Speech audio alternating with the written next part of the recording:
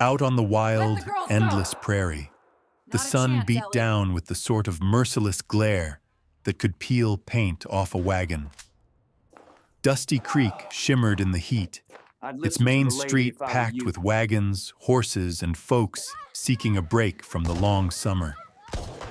For Ellie Brooks, the ride into town was as much necessity as torture. Her worn boots pinched her feet, and every bounce of her battered buckboard rattled her bones.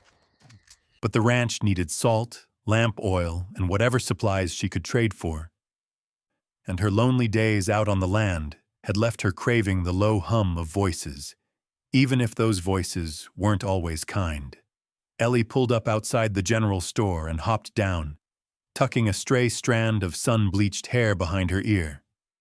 She caught a few glances, folks pretending not to stare, but she saw the looks, heard the whispers. That's the Brooks widow. Never did remarry. Keeps to herself. Ellie ignored them, as she always did, and strode toward the square with her chin high. It was just another day in Dusty Creek, or so she thought. A sudden commotion rippled through the crowd ahead, sharp as a gunshot. Shouts, the shrill cry of a child, laughter, ugly and brittle, swelled from the makeshift platform in front of the courthouse. Ellie's heart skipped. She pressed forward, shoving through the throng until she could see. Standing on the platform were three girls, two clutching hands so tight their knuckles were white. The youngest, no more than a toddler, sobbing against the skirts of her oldest sister. Behind them, Mayor Silas Rourke, broad-bellied and red-faced, waved a grubby hand, barking at the crowd. "Town's got mouths to feed. These here are the McAllister girls, orphans now. Their folks passed from fever last week. The county can't keep 'em, so we're doing what's best. Who'll start the bidding? Keep in mind, it's all three or none." "Let's not split, sisters," the crowd murmured. Some faces were blank, others embarrassed. But a few men up front leaned in, eyes gleaming with something Ellie recognized all too well. Greed, cruelty, or maybe just the thrill of seeing power wielded over the powerless. A woman in a patched bonnet shook her head. "Lord have mercy. Never thought I'd see the day. Auctioning children." Ellie felt a jolt of cold fury. The sisters, she saw now, were hardly more than children. Clara, the eldest, maybe 12, pale and defiant despite the tears on her cheeks. June, a little smaller, trembling but trying to stand straight, and baby Millie, clutching Clara's dress, wide blue eyes red-rimmed from crying. $2 silver, a man shouted, his grin splitting his sunburned face. "I could use a strong back for the farm." His friends laughed. Ellie's fists clenched. She remembered the ache of empty arms, the void left by her husband's death, and the child she'd lost years before. This cruelty, this spectacle, burned her to the core. The girls needed someone decent, someone willing to fight. Her. She stepped forward. $5 silver, she called, her voice cutting through the laughter. Heads turned, Silas's eyes narrowed. Well, Ellie Brooks, didn't know you were in the market for children." A ripple of surprise and gossip spread through the square. Someone whispered, "She's a loner, that one. Ranch is barely hanging on. What's she want with kids?" Ellie stood firm. $5 silver for all three. "And I'll take them home with me today." Silas sneered. "Got the means to feed 'em, Ellie? Folks say your ranch is near broke." "Better broke than heartless." Ellie's reply drew a few snickers, but also a couple of nods from women in the crowd. The bidding stalled. No one else seemed willing to pay more or to challenge the widow. After a moment, Silas shrugged and gestured grandly. "Sold. To Ellie Brooks, step right up, claim your prize. Pay at the desk. Ellie fished the last of her silver from her purse, money she'd meant to use for a new bridal and winter flower. As she pressed the coins into Silas's meaty palm, she met his gaze, refusing to flinch. You ought to be ashamed. He just smiled. World's a hard place, Miss Brooks. You'll see. The crowd began to disperse, some shaking their heads, others whispering. Ellie heard her name spoken over and over. Crazy. Brave. What's she thinking? She didn't care. Turning to the girls, she knelt, trying to soften her face. Clara, June, Millie, I'm Ellie. You're coming home with me. We'll get through this together. Clara stared at her, wary, like a cornered wild thing. Why'd you do it? You don't even know us. Ellie swallowed, fighting a lump in her throat. Because nobody should be alone in this world. Not if I can help it. Clara didn't move, but June, sensing hope, took Ellie's hand. The toddler, Millie, hiccuped, eyes big as moons. As they walked toward the wagon, Ellie could feel the weight of 100 eyes burning into her back, some pitying, some envious, some waiting for her to fail. But as she helped the girls up, Ellie squared her shoulders. The prairie wind tugged at her skirts and dust swirled around her boots. But for the first time in years, Ellie felt a spark inside, a wild, reckless hope. She didn't know what tomorrow would bring, but tonight at least, none of them would sleep alone. The sun had begun its lazy descent by the time Ellie guided her weary old mare and the buckboard up the rutted road toward Brooks Ranch. The air out here was thinner, cleaner, scented with wild sage and the faintest trace of rain from storms that had passed miles north. As the wagon rattled through the split-rail gate, Ellie could feel tension radiating from the three girls beside her, as if the closer they got to her lonely homestead, the more uncertain their future seemed. The Brooks Ranch wasn't much to look at. Just a squat house with a crooked porch, a faded red barn, a corral where two dun-colored horses nosed over the rails, and fields stretching yellow toward the distant hills. Yet as Ellie jumped down, she caught herself seeing the place through the eyes of her new charges, the peeling paint, the sagging roof, the worn path to the pump. It struck her suddenly how much the place bore the weight of all the days spent alone. And now, as the girls climbed down one by one, Clara helping June, June guiding Millie, it seemed the place itself held its breath, waiting. Here we are, Ellie said, hoping her voice sounded lighter than she felt. It's not fancy, but it's home. Clara's eyes swept the yard, lingering on the chipped porch and the windmill that creaked like an old man's knees. June, still clutching Millie, offered the smallest nod, but Clara kept her face hard as flint. Ellie understood.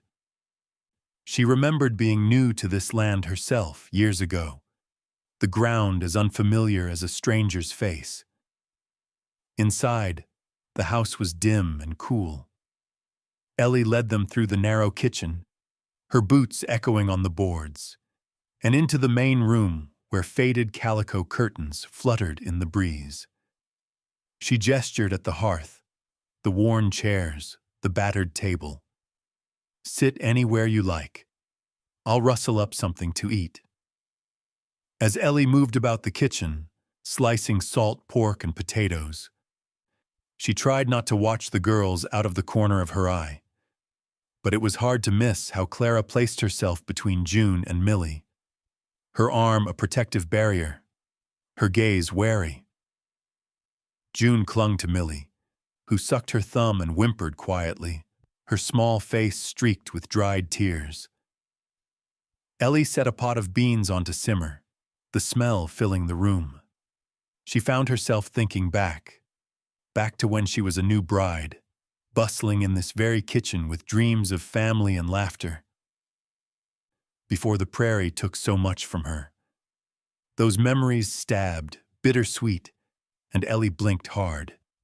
The food was plain, but she heaped each plate high, hoping to show her guests, her new family, that she would do right by them. "Supper's ready," she called, forcing cheer into her voice. Clara hesitated, eyeing Ellie as if expecting a trick, but June's hunger won out.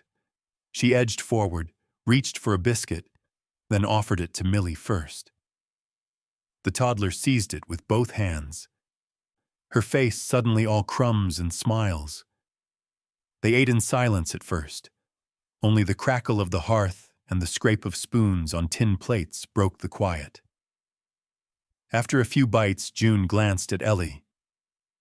"Is it true you own all this land?" Ellie nodded. "As much as anyone owns land out here. Takes work to keep it, though." Clara spoke up, her voice sharp. "We can help. We know how to haul water and feed chickens." Ellie smiled gently. "I don't doubt it. Tomorrow I'll show you around. Tonight, just rest." When the meal was done, Ellie found herself rummaging through trunks for extra quilts. The girls followed her, trailing like shadows. "You'll share the spare room," Ellie said, smoothing sheets on the lumpy bed. "There's a basin for washing up, and I'll fetch water. If you need anything, just holler." As dusk deepened, Ellie tried to create some sense of normalcy. She read from a battered Bible, her voice soft in the flickering lamplight. June's eyes grew heavy. Millie leaned against Clara, thumb still in her mouth. Ellie watched them settle in, heart swelling and aching at once. The quiet out here was usually comforting, but tonight it felt charged, full of words unspoken and questions too big for small voices. Ellie retreated to her own narrow bed, pulling her old shawl tight around her shoulders, listening for any sound from the girls' room. The wind picked up, whistling around the eaves.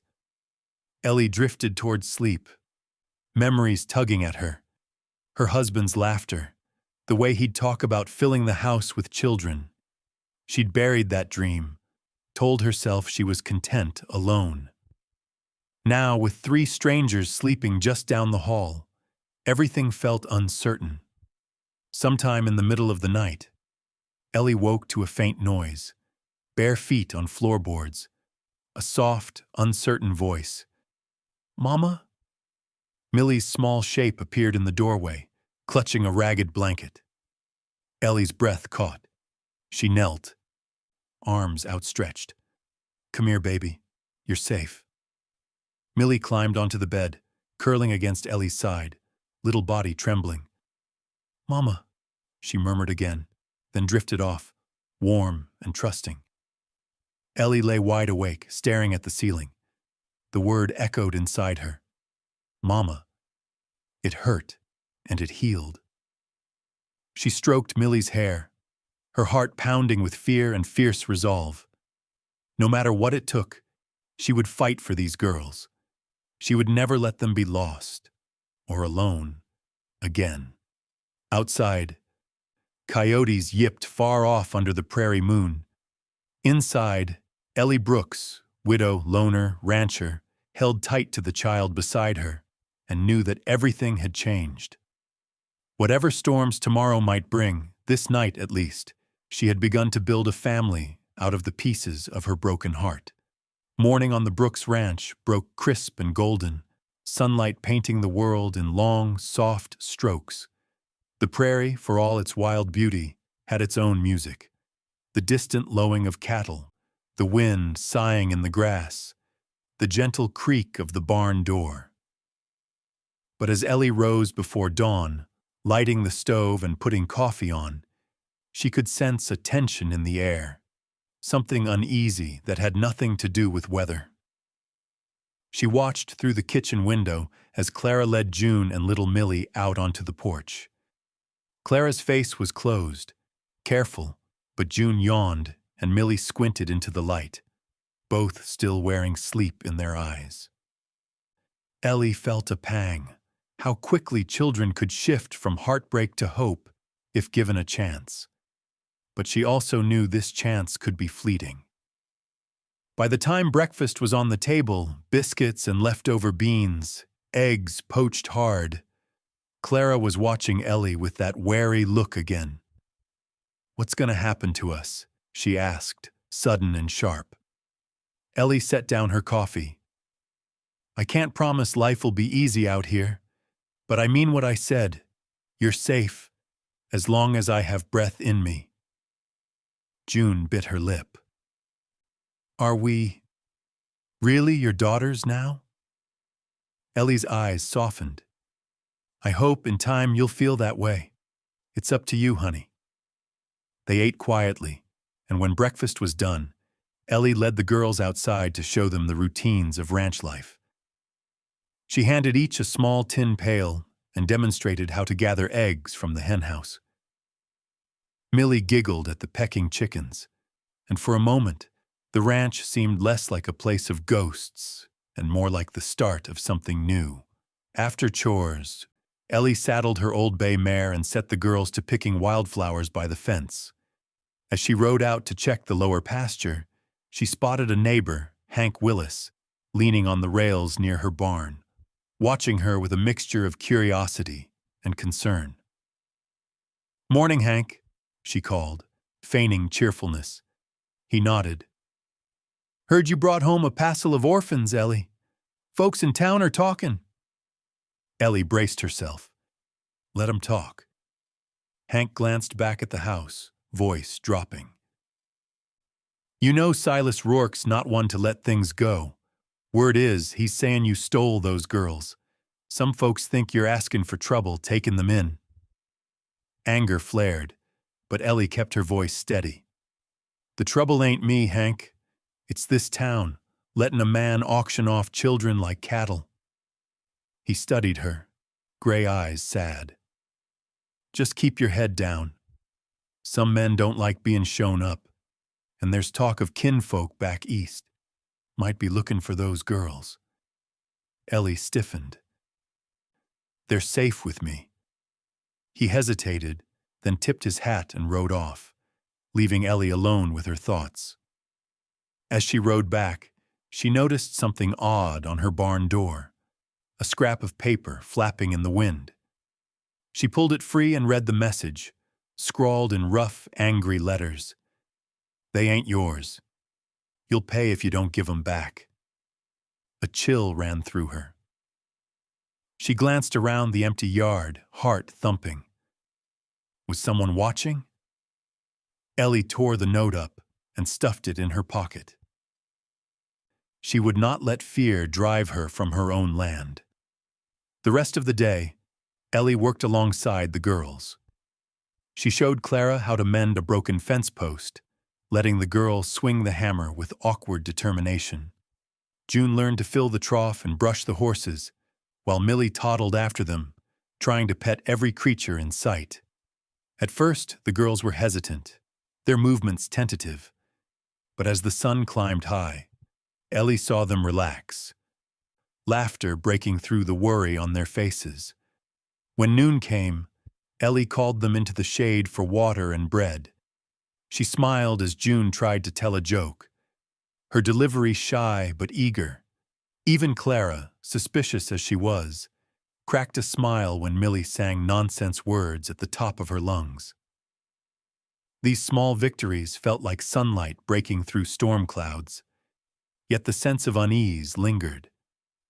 Later that afternoon, as Ellie fetched water from the well, she caught sight of a rider far off on the horizon, pausing on the ridge before disappearing into the scrub. Her instincts prickled. Nobody had any business out this way unless they were looking for trouble. As dusk fell, Ellie checked the locks on every window and door. She stoked the fire high and loaded her old shotgun, setting it just out of sight. The prairie night could be lonely, but tonight it felt hostile, full of eyes in the darkness. After supper, as the girls played quietly on the floor, Ellie tried to read, but her mind wandered. What if someone tried to take the girls? What if the town turned against her, or worse, the law did? She forced herself to put worry aside, drawing the girls close as she taught them a simple card game. June giggled, and Millie climbed into her lap, eyes wide with delight. Clara watched, hesitant but drawn in by the warmth of it all. Later, as she tucked them into bed, Clara looked up. "Why do folks hate us?" Ellie knelt, brushing a strand of hair from Clara's face. "Folks fear what they don't understand. Sometimes that makes them mean, but there's more good than bad if you look for it." Clara nodded, silent tears slipping down her cheeks. Ellie pulled her close, holding tight until the trembling stopped. That night, after the house had gone quiet and the prairie winds had died, Ellie lay awake, the shotgun by her side and fear heavy in her chest. Yet, for all the shadows at her door, there was light too, a hope that maybe, just maybe, love could take root even in the harshest soil.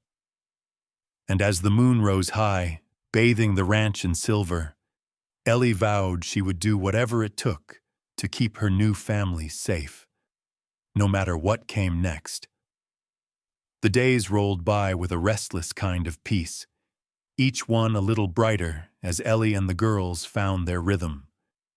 By late July, the prairie grass had turned gold, brittle under the relentless sun, and thunderheads piled up on the horizon like mountains of bruised velvet. Ranch chores became a kind of ritual. Ellie rose with the dawn, teaching Clara how to measure out oats for the horses, showing June how to check the fence lines, and letting Millie ride the old milk cow under the cottonwood's shade, her laughter fluttering across the dry yard. But no matter how many chores filled their days, a tension remained, a silent warning that the world beyond Brooks Ranch was not finished with them yet. Ellie caught herself glancing out windows, peering into dusk for riders on the ridge or unfamiliar footprints near the barn. Every creak of a floorboard after sunset made her grip the shotgun a little tighter.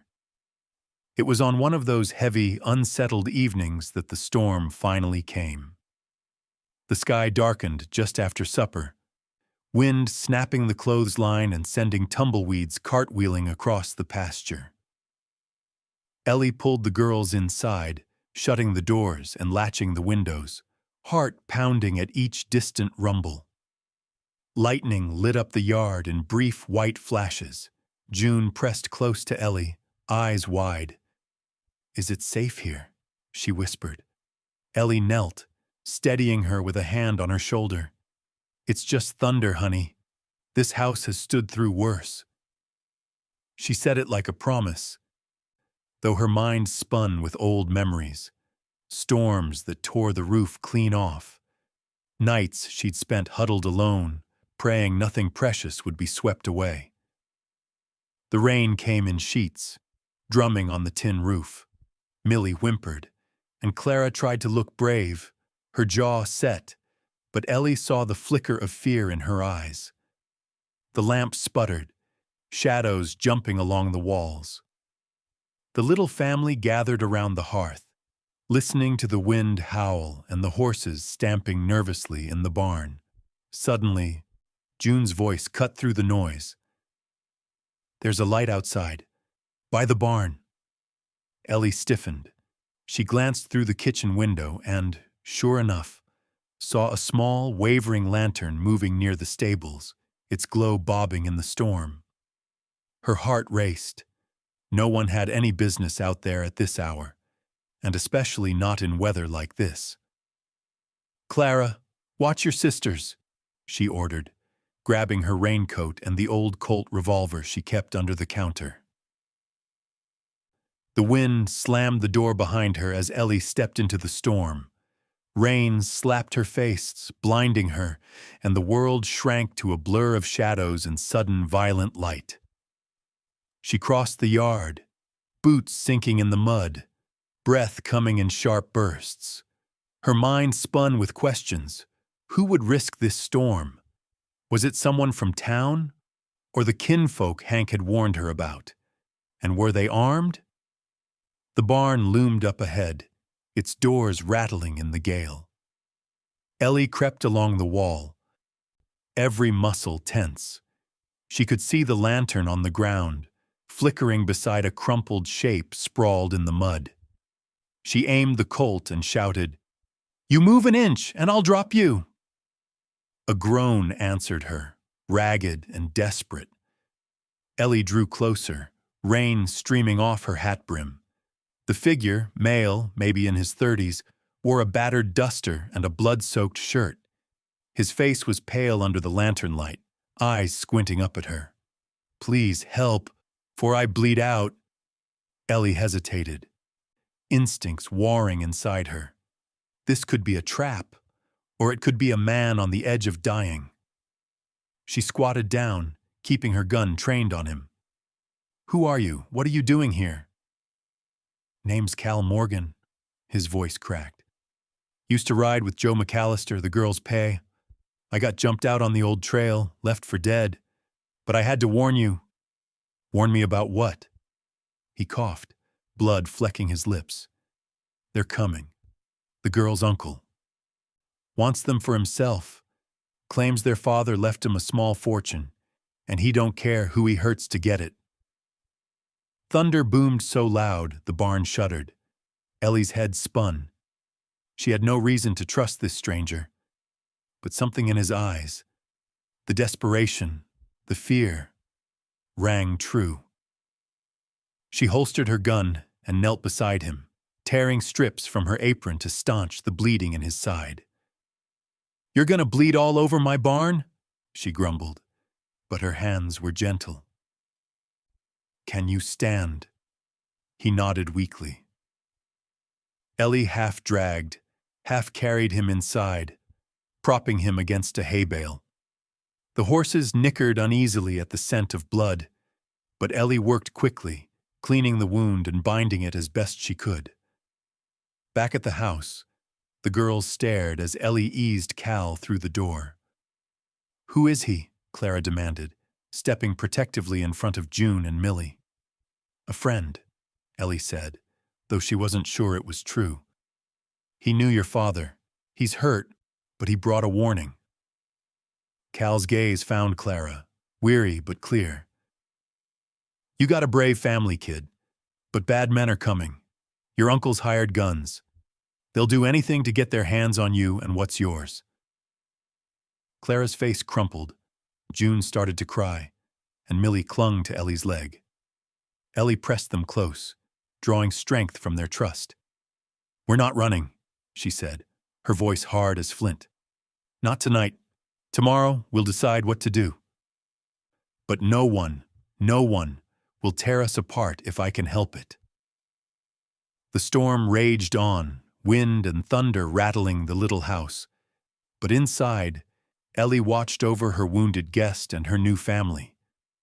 For the first time, she felt the heavy mantle of protector settle on her shoulders, and though fear burned in her chest, she was more determined than ever. Tomorrow she would face whatever came, with every ounce of courage she had left. Dawn came slow and gray, dragging behind it a heavy stillness that blanketed the prairie. For a moment, as Ellie poured water into the tin basin and washed the storm grit from her hands, she almost believed the worst had passed.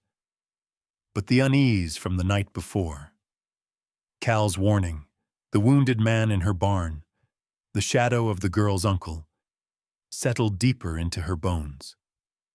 Ellie moved quietly through the house, checking on the girls sleeping in a tangled heap, their faces soft in the pale light. Clara had wedged herself between her sisters, jaw set even in sleep, like a sentry who wouldn't stand down. Ellie felt a fierce pride and an ache she couldn't name. Down in the kitchen, the aroma of coffee blended with the sharp tang of rain-soaked earth. Cal Morgan stirred from the cot where Ellie had set him, propped against the window so he could watch the yard. His skin was still too pale, his bandaged side a bright slash against his shirt, but his eyes tracked every movement outside. "Thanks," he muttered, as Ellie handed him a mug. She nodded, all business. "I want the truth, Cal. Who's coming?" He sipped and grimaced. "Travis McAllister, Joe's brother. Got wind of the girl's inheritance, maybe a claim to land, maybe cash, I don't know. But Travis never did care for family, only what he could get. He's got men with him, bad ones." Ellie felt a chill. What would they do to the girls? Cal's gaze hardened. "If he can't use them, he'll toss them aside. I've seen it before." Ellie looked at her shotgun leaning by the stove, then at Cal. "You know how to shoot?" He managed a tight smile. "Well enough. Just need my strength back." She nodded. "Then you'll earn your keep." Outside, the prairie steamed in the morning light, but already the peace was cracking. Hoofbeats echoed on the far ridge. 2 riders, black against the sun, pausing as if to take measure of the ranch. Ellie's heart jumped. She pressed herself to the window, eyes sharp. The men lingered, then wheeled and rode off, dust billowing behind them. The girls woke to a house humming with tension. Ellie gathered them by the hearth, kneeling so her eyes met Clara's. "You're old enough to understand, Clara. There's folks looking for you, bad folks. I won't let them take you, but I need your help." Clara nodded, lips pressed thin. "What do we do?" Ellie led her out to the porch, shotgun slung over her shoulder. She handed Clara the old .22 rifle her husband had taught her to use years ago. "It's time you learned to shoot, not for hunting, but for protection." Clara's hands shook as she took the gun, but her eyes shone with determination. Ellie showed her how to load, aim, and fire at a can set on the fence post. Clara's first shots went wide, but Ellie's patience and steady guidance brought improvement. By noon, Clara could hit the can more often than not. Back inside, June and Millie were given chores, packing food, gathering blankets, making sure the horses' tack was ready. Cal, still weak but restless, offered to check the barn and oil the hinges on the doors. The work gave everyone a sense of purpose, though Ellie could feel fear simmering beneath the surface. That afternoon, as the girls sat cross-legged around the hearth, Cal told stories from his days riding with Joe McAllister. His voice was soft, threaded with longing and regret. "Your pa was a good man. He once stood up to Travis over a sick calf. Wouldn't let him take what wasn't his. Guess some things never change." June looked up, eyes glistening. "Do you think he'd be proud of us?" Cal smiled gently. "I know he would." Even Millie, quiet and thoughtful, crept onto Cal's lap, clutching his battered hat as he spoke. For a while the world felt small and safe. The storm and threats outside held at bay by the warmth of the fire and the flickering bonds of a new family. But peace never lasted long on the frontier. Just as the sun began to dip, a sharp rap sounded at the door. Ellie jumped, hand flying to her shotgun. Clara stepped behind her, clutching the rifle. Through the window, Ellie saw 3 shadowy figures trying to pry open the barn door. Fear surged. This was no random visitor. She motioned for Cal and the girls to stay low, then eased open the back door, moving silent as a fox around the house's edge. She caught Cal's eye and he nodded, clutching a pistol. As Ellie crept closer, she heard the men's voices, rough, laughing. "Ain't nobody here but a bunch of brats and a widow," one sneered. "Easy pickings." A sudden rush of anger surged through Ellie. She stepped out, shotgun leveled. "Get off my land!" The men turned, startled. One raised his hand, too slow. Ellie fired a warning shot into the dirt. Next one's for you. For a moment, the standoff held. Then, with a curse, the men bolted, vaulting onto their horses and vanishing into the dusk. Ellie wasted no time. She dashed back inside. "We have to go," she said, voice shaking but sure. "Now!" Cal limped to the girls, shoving supplies into a sack. Ellie bundled the children in blankets, grabbed what food she could, and hustled everyone out the back into the gathering night. They slipped through the pasture, hearts thundering, every sound magnified in the darkness. Cal helped Ellie get the girls onto a horse, then swung up behind June. Ellie took the lead, guiding them away from the ranch, toward the foothills where she knew an old trapper's cabin sat empty. As they rode away, the only light behind them came from the flicker of lanterns and the shouts of angry men searching for what they could not take. Ellie looked back once at the ranch, the home she'd built, the life she'd fought for, and felt the weight of her choices. But as she pressed onward, the girls huddled close. She understood that sometimes the only way to keep your family safe was to face the dark and keep riding, no matter where it led. The Brooks family rode hard through the darkness, the prairie behind them swallowed by shadow. Every hoofbeat was a drum of urgency as Ellie pushed her tired horse up the narrow trail toward the hills. The girls clung close, Clara steady and silent, June shivering in the night air, Millie curled against her chest like a frightened kitten. Cal rode alongside, pale and stiff in the saddle but alert, his eyes scanning every shadow for danger. The climb was rough, the moon sometimes hidden behind scudding clouds. Ellie's heart hammered with each distant sound, the bark of a coyote, the crack of a twig, the distant echo of men's voices that could have been real or imagined. Her mind raced with questions. Was Travis and his men still searching? How far behind were they? Would they ever have peace again? Just before dawn, they reached the old trapper's cabin, tucked deep in a stand of fir and aspen. It was a tumble-down shack, half swallowed by weeds and brambles, but to Ellie it looked like a palace, a place where they might disappear for a while, lick their wounds, and figure out what to do next. She helped the girls inside, lighting the single stub of a candle left on a rough-hewn table. The air smelled of mice and old wood smoke. Ellie checked the windows, then blocked the door with a fallen log. Cal slumped onto a bench, breath wheezing from pain and exhaustion. Clara looked at Ellie, voice hushed. "Are we safe here?" Ellie nodded, though her heart knew nothing was certain. "Safe as anywhere for now. We'll rest. We'll keep watch." She handed out what little food they'd packed. Hardtack, jerky, apples from the ranch.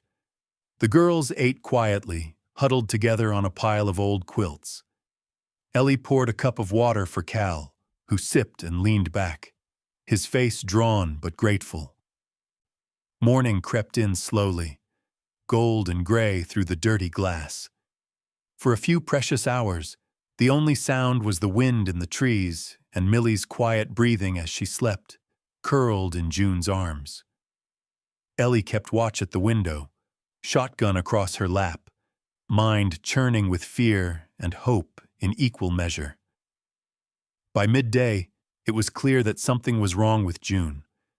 The girl's cheeks were flushed, and she coughed with a ragged edge that set Ellie's nerves on fire. June tried to play it off. "I'm fine, just tired." But soon she was shivering under the quilts, eyes glazed. Ellie's fear spiked. She knelt by June's side, laying a cool hand on the child's forehead. "She's burning up," Ellie murmured, voice cracking. The memory of her own child's illness, years ago, a fever that had stolen her baby before help could come, stabbed through her like a blade. Clara watched, wide-eyed. Will she be all right? Ellie swallowed hard, forcing steadiness into her voice. She will. I promise. The next hours were a blur of worry and care. Ellie tore strips from her petticoat, dampened them in cold creek water, and laid them across June's forehead. She coaxed sips of water and what little broth she could make from dried beans. Millie whimpered, not understanding, and Clara hovered, frightened but refusing to leave her sister's side. Cal did what he could, tending the fire and keeping lookout. As dusk settled over the hills, he found Ellie outside the cabin. Wringing her hands, he spoke softly, his words careful. You ever seen sickness like this before? Ellie nodded, her face shadowed by old grief. My son. Years back, we were alone. I couldn't save him. Cal's eyes softened. You ain't alone this time, Ellie. You got all of us. She looked at him, the lines of loss on her face deep and raw. I can't lose her, Cal. Not another child. He put a hand on her shoulder, gentle and firm. You're stronger than you think. And those girls, they're tough. Like you. Inside, June tossed in fever dreams, calling out for her mama, for her father, for a home she could barely remember. Ellie sat by her side through the long night, singing low and rough, the same lullabies she'd once sung to her own baby. She wiped June's brow, coaxed her to drink, and held her tight through the worst chills. At dawn, June's fever finally broke. She woke with a weak smile, her face pale but her eyes clearer. Ellie wept in relief, pressing the girl's hand to her cheek. You scared me half to death, child. June gave a tiny laugh, then fell asleep for real, breathing easy at last. Millie curled against her.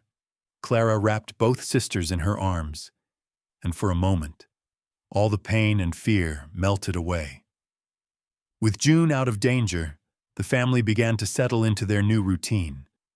They took turns watching the trails, gathering wild berries, and fetching water from the creek.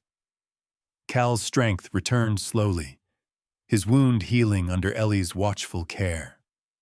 He began to teach Clara how to set snares and build fires, passing down the knowledge he'd learned from Joe McAllister and the hard years on the trail. One evening, as they sat around the fire, Cal's voice dropped low. You girls need to know the truth.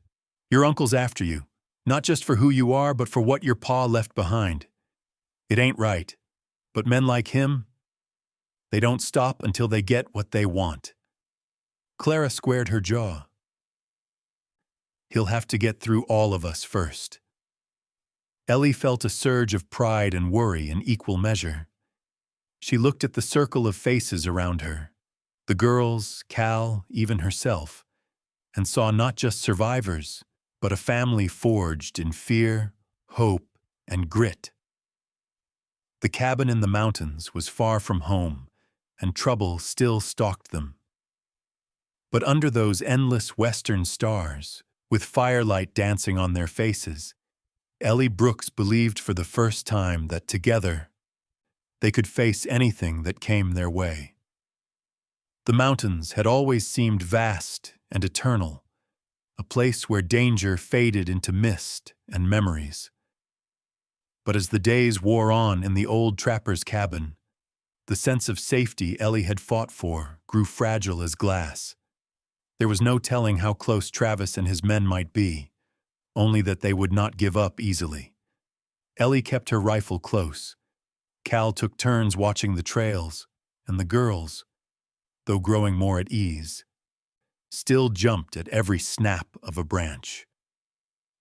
Then, one evening, as the sun bled crimson over the jagged peaks, disaster struck. It happened with the ruthless suddenness of a prairie fire.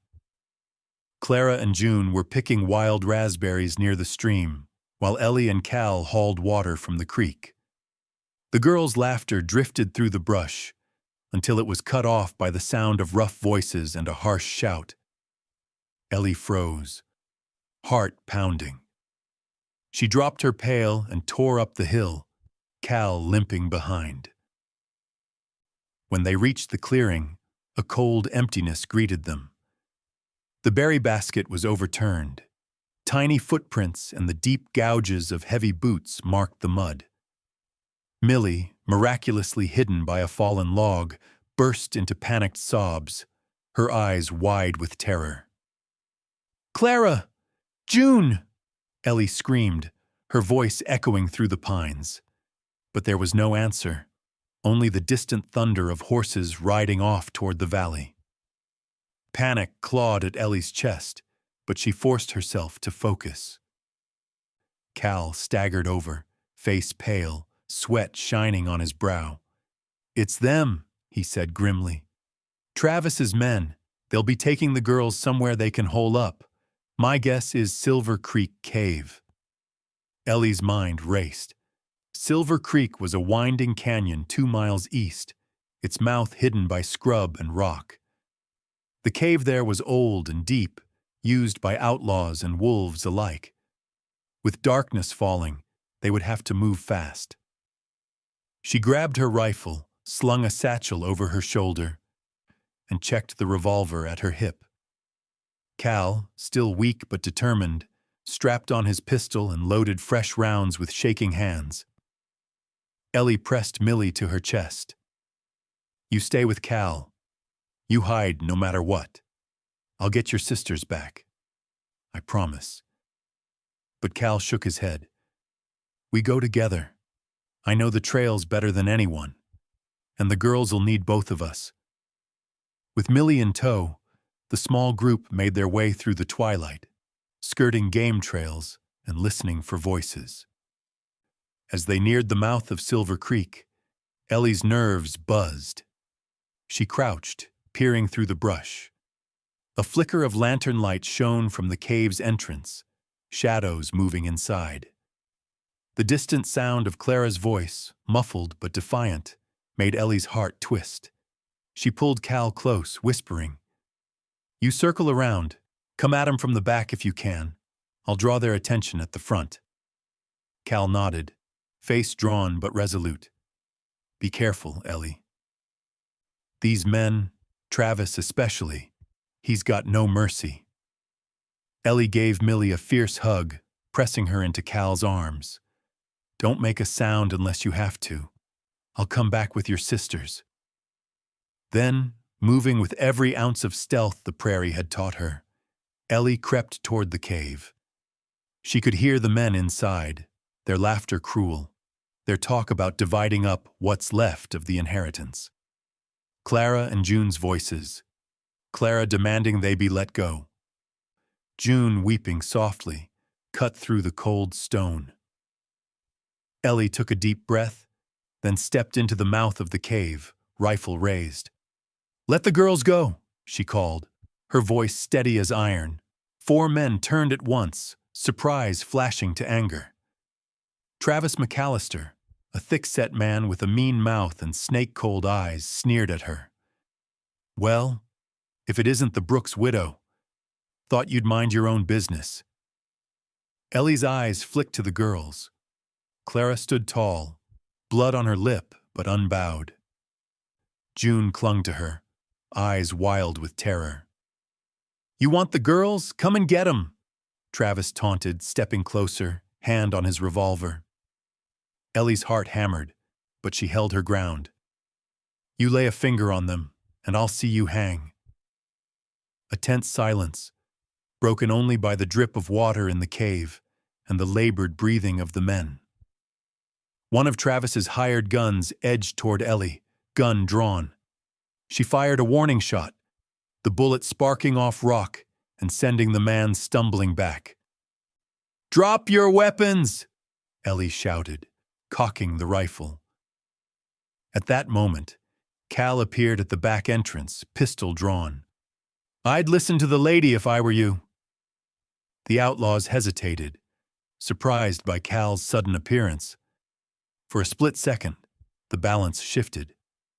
Ellie moved fast, swinging her rifle toward Travis. You want the money? Take it. But the girls are leaving with me. Travis, eyes narrowed, sneered. Ain't that easy. There's a bounty for them, and I aim to collect. Ellie's grip tightened. You so much as breathe wrong, and I'll end this now. You know I will. The tension broke in a sudden explosive scramble. One of the men lunged at Ellie. She clubbed him with the rifle butt, sending him sprawling. Cal fired, the shot ricocheting, pinning another man behind a rock. Clara, seizing the chance, bit Travis's hand and yanked free, dragging June with her toward Ellie. Go! Ellie screamed, grabbing both girls and shoving them toward the mouth of the cave. Travis tried to block their escape, but Cal tackled him, fists flying. Ellie fired another shot into the air, forcing the remaining men to scatter. The Brooks family fled into the night, Cal limping behind, battered but alive. They didn't stop running until the cave was far behind, the shouts of the defeated outlaws fading into the howling wind.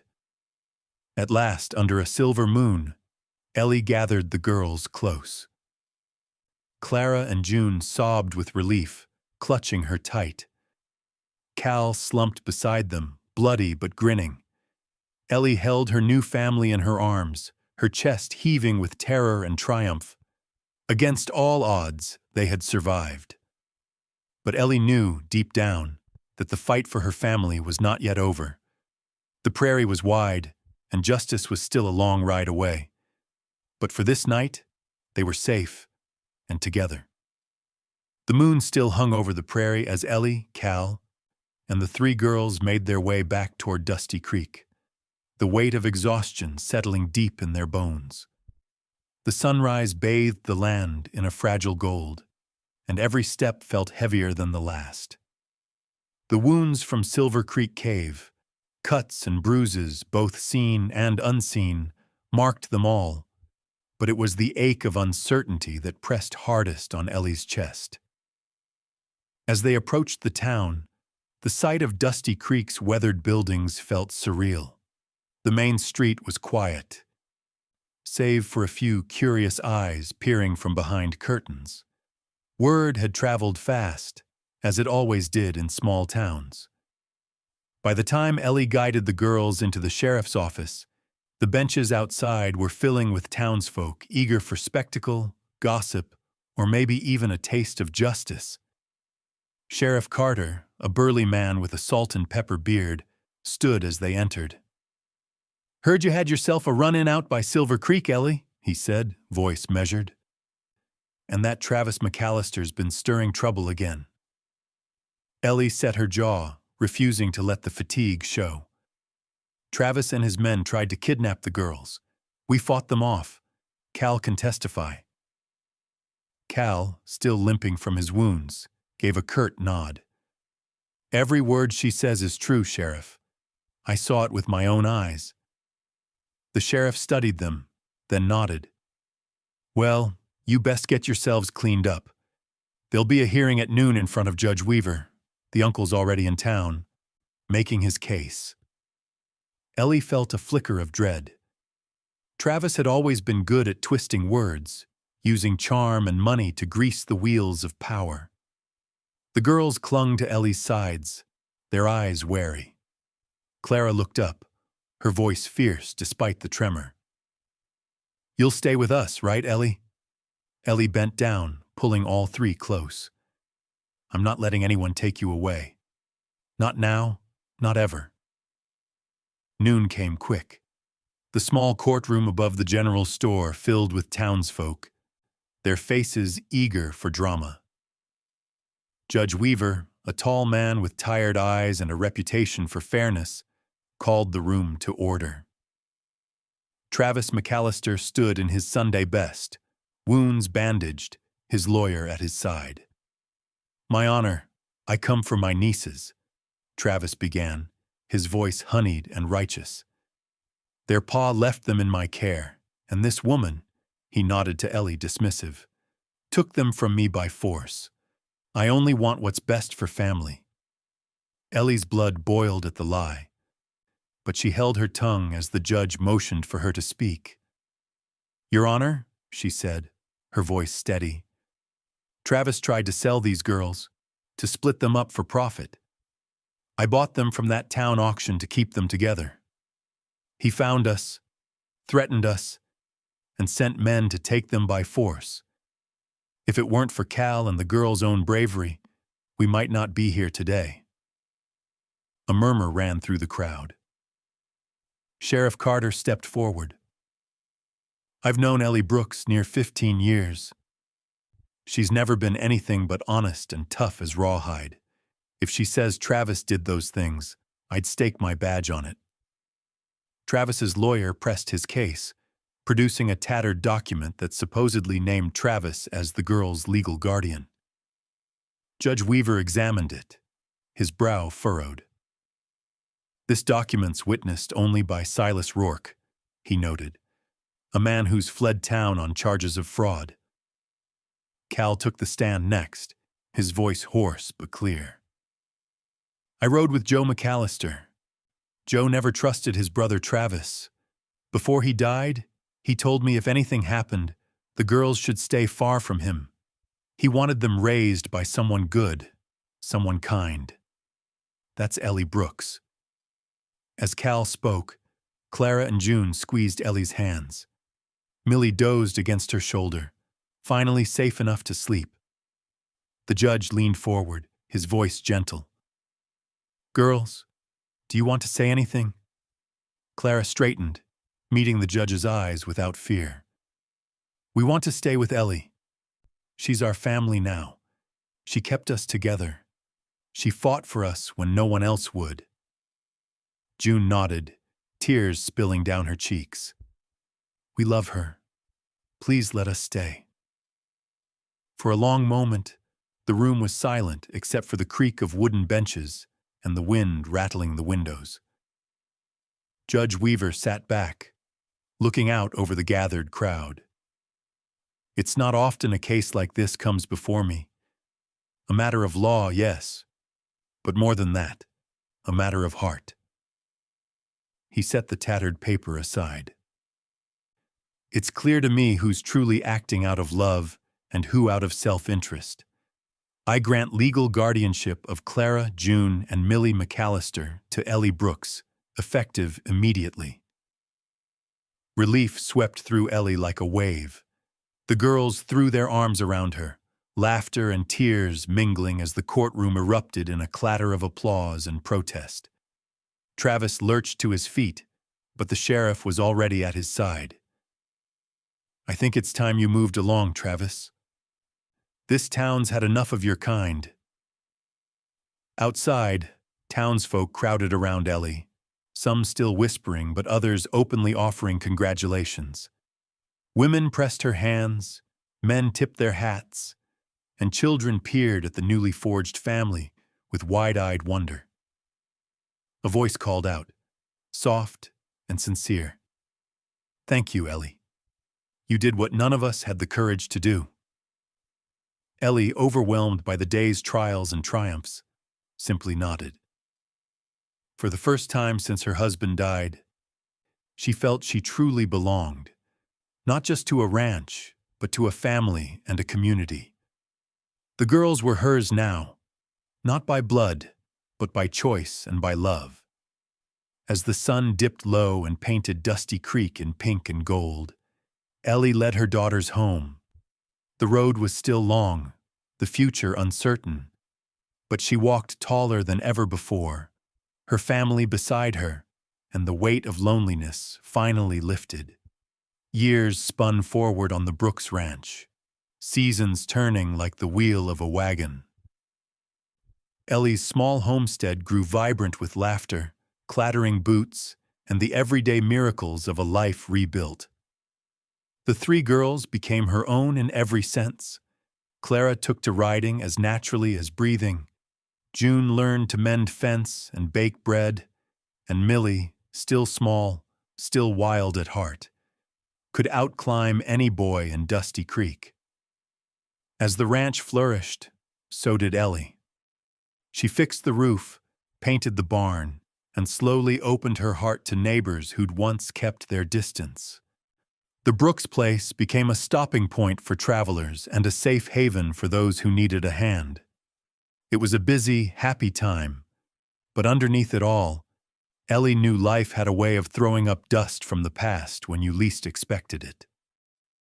The memory of that truth came on a wind-blown autumn morning, as Ellie and the girls were bringing in apples from the old orchard. A lone rider appeared at the gate, her horse thin but spirited, her figure slender under a faded blue dress. She paused, uncertain, as if weighing whether to turn back, but finally nudged her horse forward. Clara was the first to notice. She squinted, dropping an apple into the basket. "Ma, there's someone coming." Ellie felt her heartbeat quicken. She saw the stranger's face as she drew near, a face carved by hardship, with eyes that carried both fear and hope. The woman slid off her horse, dust swirling around her boots. "Is this the Brooks Ranch?" she asked, her voice barely more than a whisper. Ellie nodded, wary but open. "It is. I'm Ellie Brooks. What brings you here?" The woman hesitated, then removed her hat, letting tangled blonde hair spill over her shoulders. "My name is Lila McAllister." Her gaze flicked to the girls, especially Clara. "I'm looking for my daughter." The world seemed to tilt beneath Ellie's feet. For a moment, no one spoke. June dropped her apple. Millie stared, wide-eyed. Clara's face went pale, the color draining out as understanding dawned. She took a trembling step back. Words caught in her throat. Lila pressed on, voice trembling. I was thought dead. Fever out east, but I survived. Spent years searching, as soon as I could travel. When I heard you'd saved my girls, I had to come." The old wounds, the fear of loss, the desperate longing for family, rose in Ellie's chest. She remembered nights holding Clara through nightmares, wiping June's tears, whispering promises to Millie. The thought of losing any of them was unbearable. Clara turned to Ellie, searching her face for some anchor. "Ma, what do I do?" Ellie knelt, her hands steady despite the storm inside her. "You listen to your heart, Clara. Blood ties are strong, but love is stronger. Whatever you decide, I'm proud of you." Tears spilled down Clara's cheeks. She turned to Lila, uncertainty etched in every line of her young face. "Why did you leave us?" Lila fell to her knees in the dust, anguish plain as day. "I didn't want to. I was sick, delirious for months. By the time I got better, you were gone and no one knew where. I searched everywhere, Clara. I never gave up. Not ever." June stepped forward, her own tears flowing. "We missed you. We waited and waited. But Ellie, she gave us a home. She gave us hope." Lila reached out, hesitant, her hand shaking. "If you can forgive me, I'd like to know you again. I don't want to take you away, just to be a part of your lives if you'll let me." The silence that followed was thick with emotion. Millie pressed her face into Ellie's side, whispering, "I remember her smell, like wildflowers." Clara looked from Ellie to Lila and back again. She stood tall, shoulders set, her childhood years giving way to the first signs of womanhood. "I can't forget the past, but I can try to forgive. I want you in my life, Mama. But Ellie is my mother too. She's the one who raised us." Lila nodded, her lips trembling in a bittersweet smile. "Then I'll be grateful for whatever you give me." Ellie rose, her eyes bright with tears. She held out a hand to Lila, the weight of old fears and fresh forgiveness settling over them all. "You're welcome here, Lila. We have room for more family than we ever dreamed. Over the weeks that followed, Lila found her place on the ranch. She brought songs from her own childhood, old stories and recipes that made the girls laugh. She and Ellie worked side by side in the fields, sometimes silent, sometimes sharing memories late into the night.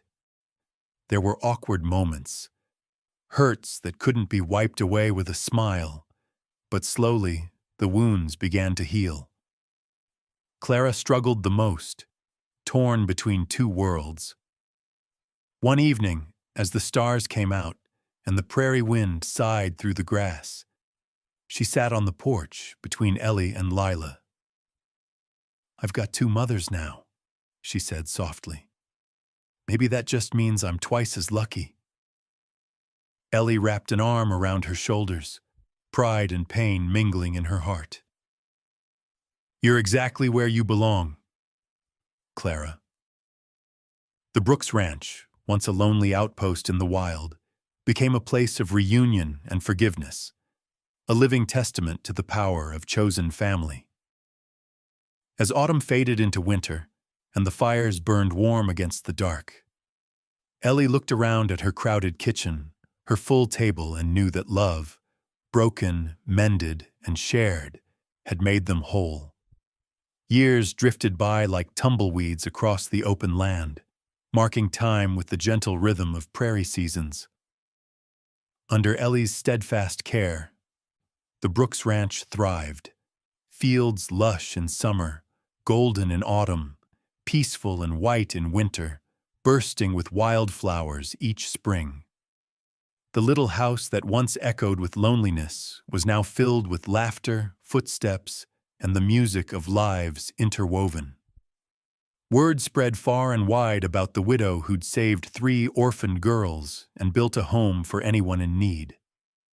Neighbors began sending those down on their luck to Brooks Ranch, young and old, strangers and kin alike. The place grew in unexpected ways. A new barn was raised, a bunkhouse went up for wandering cowhands and lost souls, and Ellie's table never saw a meal without at least one extra seat. One clear summer morning, as Ellie brushed her hair on the porch, a dusty rider approached, leading a thin chestnut colt. The boy on the horse was no more than 12, with wary eyes and a sunburned nose. He stopped at the gate, hat in hand. "Ma'am," he called, voice trembling. "Are you Ellie Brooks?" Ellie set her brush aside and walked out to meet him, reading a kind of pain she knew all too well in the boy's face. "That's me. You lost, son?" He shook his head. "Name's Sam. My pa, Tommy Hawkins. He rode with your husband in the old days. He passed this spring. Ma's gone too. Folks in town said you might take me in." Ellie knelt, meeting Sam's eyes level. She remembered the sting of being alone, the desperate need for a safe harbor. "You're welcome here, Sam. We've always got room for one more." The girls, now young women, came out to greet him.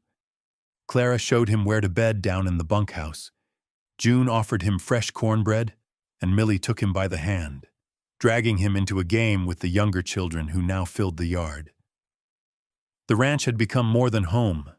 It was a refuge, a community, a patch of hope in the wide, unpredictable West. Ellie watched them, her heart swelling with pride. The wounds of the past had not vanished, but they had softened, replaced by something stronger, a tapestry of family, each thread unique but woven together by love. As years flowed on, Ellie's hair silvered, her stride slowed, but her spirit never dulled.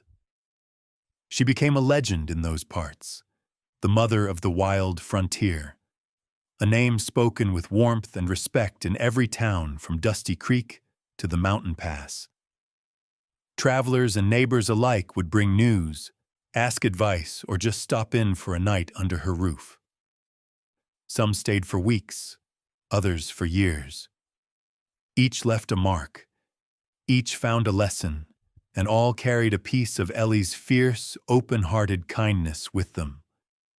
One spring, Clara announced she'd been asked to teach at the new schoolhouse in town. "I want to give other kids the chance you gave us, Ma," she said, her voice trembling with gratitude.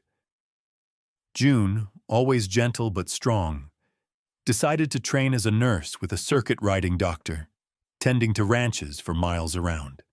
Millie, never one for fences or boundaries, started breaking horses with an old wrangler, gaining a reputation for fearlessness and grit. Sam flourished, growing tall and sure. He took over the daily running of the ranch as Ellie aged, never forgetting the woman who gave him a home when the world had none left for him. Lila, too, found her place, sometimes leaving for months to help distant kin, but always returning to the Brooks Ranch, her second home. As Ellie grew older, she would often sit in her rocker on the porch, watching the sun sink behind the hills, the land painted gold and red. Children's laughter would drift across the yard. Sometimes she'd close her eyes and listen to the wind in the grass, remembering all she'd lost and all she'd found. One evening, as summer faded, Ellie fell ill. The fever came on quietly, but her children, by blood and by choice, gathered quickly, filling the house with stories, songs, and soft goodbyes. Ellie smiled at each one, her eyes bright with tears and pride. "Don't mourn me," she whispered, her voice a fragile thread. "Carry on, love each other, fight for the lost, and never let this place lose its heart. That's all I ever wanted."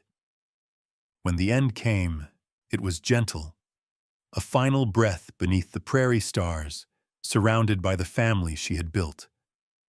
Her passing was marked by a gathering of neighbors and friends so large that it spilled beyond the ranch gates. Cowboys sang hymns. Children wove wildflowers into her hair, and Lila and the girls read the Bible under the open sky. Clara chose a spot under the old cottonwood tree for Ellie's grave, a place with wide views and soft grass, just where Ellie used to watch the sunset. They carved a simple stone, "Ellie Brooks, mother to all who needed one season's changed," but the Brooks Ranch never lost its spirit.